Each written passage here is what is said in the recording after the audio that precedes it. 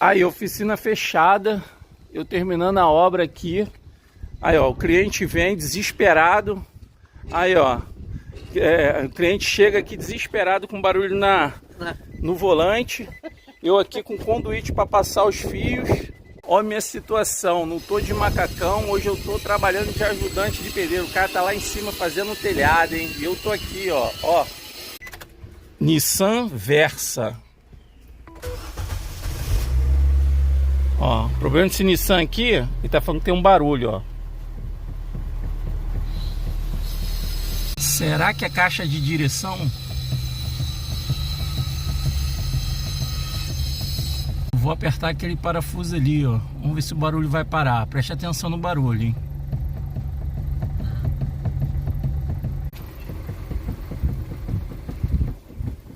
Direção elétrica, hein, gente? Aí, eu indo fazer elétrica lá de cima da casa. Tive que vir atender meu amigo, hein? Ó, tá apertado. Tá apertado, mas eu vou apertar mais. É, eu dei um torque aqui, mas não foi. Vamos ver se parou. Não.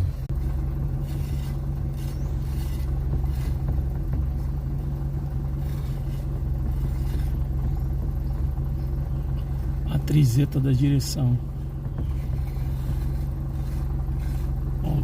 Trizeta? É a trizeta, ó. Ó, tá sambando, ó.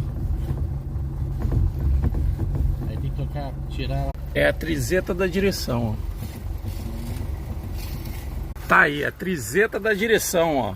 Vai ter que arrumar uma. Valeu. Voltar pro meu trabalho. Segunda-feira eu tô aqui na oficina. Hoje não, hoje eu sou ajudante do meu amigo pedreiro. Ele lá em cima me esperando, ó.